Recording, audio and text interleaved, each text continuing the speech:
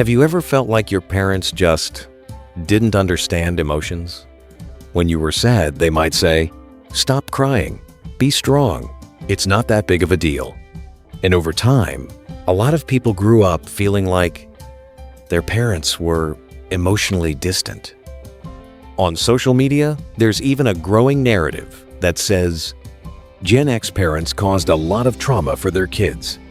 But there's one question people rarely ask. If your parents didn't know how to deal with emotions, who taught them that?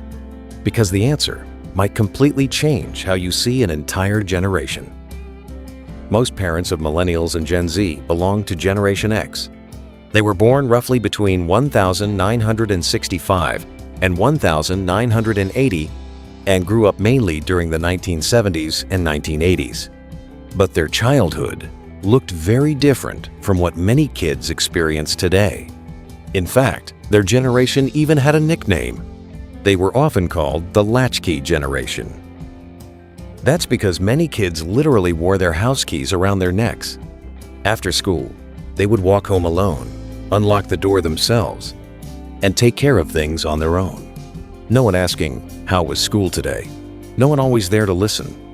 Not because their parents didn't care, but because society at that time was changing very quickly.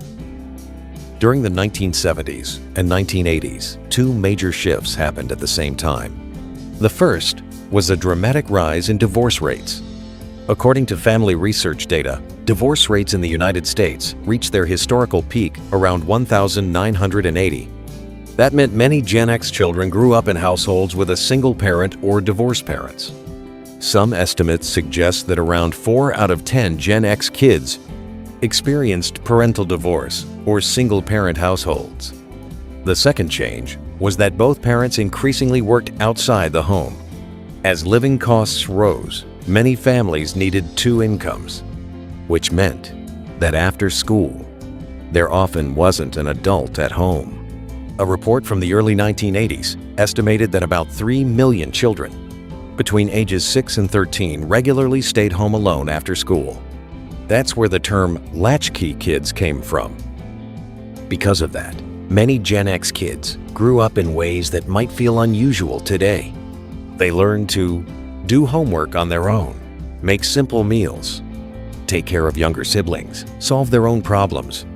Some just had one simple rule growing up: be home before the streetlights come on.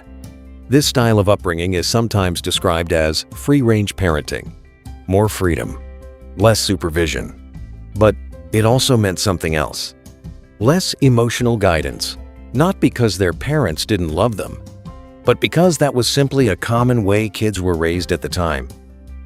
The parents of Gen X were mostly part of baby boomers. This generation grew up in a culture heavily shaped by the aftermath of war and economic rebuilding. At the time, society emphasized values like discipline, toughness, self-reliance. Talking openly about emotions was not very common.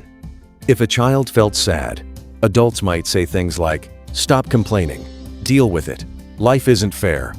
Concepts we hear constantly today, like mental health, therapy, anxiety, emotional validation, were barely part of everyday conversation back then.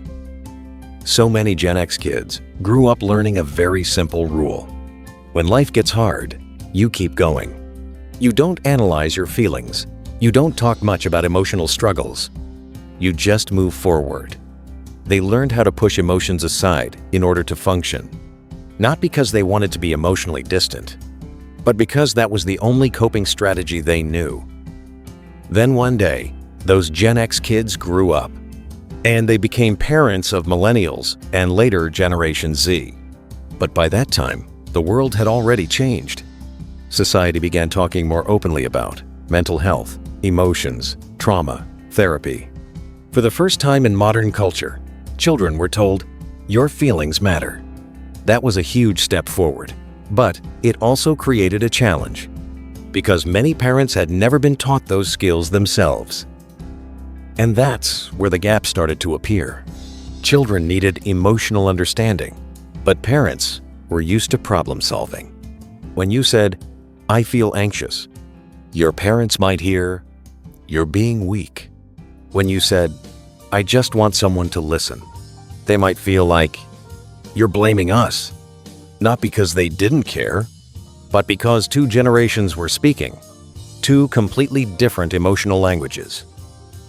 There's another piece people often overlook. Many Gen X adults today belong to what researchers call the sandwich generation, meaning they're caught in the middle. They're raising children, while also helping care for aging parents.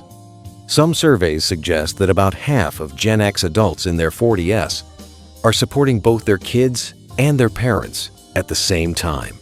That creates enormous pressure, financial stress, career responsibilities, family obligations, all happening simultaneously. But at the same time, there's something important to say. Understanding your parents doesn't mean your feelings didn't matter. Many people who grew up with parents from Generation X remember moments when their emotions were dismissed.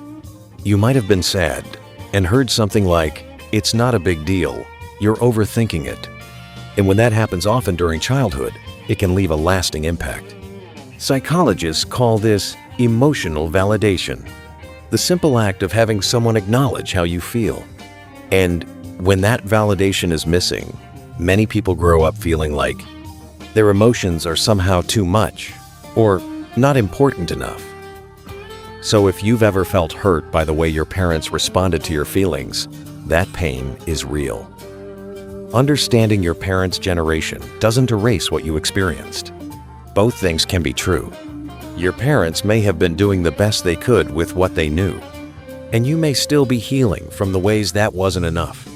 Sometimes healing begins when we stop choosing sides and start understanding both stories at the same time. But here's an interesting irony. Even though Gen X grew up in a culture that rarely talked about emotions, they were actually one of the first generations to start changing that.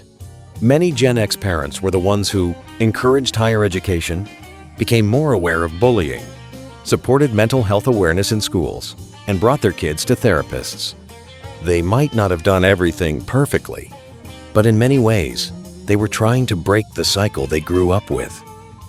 Understanding this doesn't erase anyone's pain. Not every parent got things right, but it does reveal something important. Many parents weren't intentionally distant. They simply grew up in a world that never taught them how to express love through emotional language. Sometimes their love looked like working long hours, paying for school, trying to keep the family stable. Not always words, but still, love.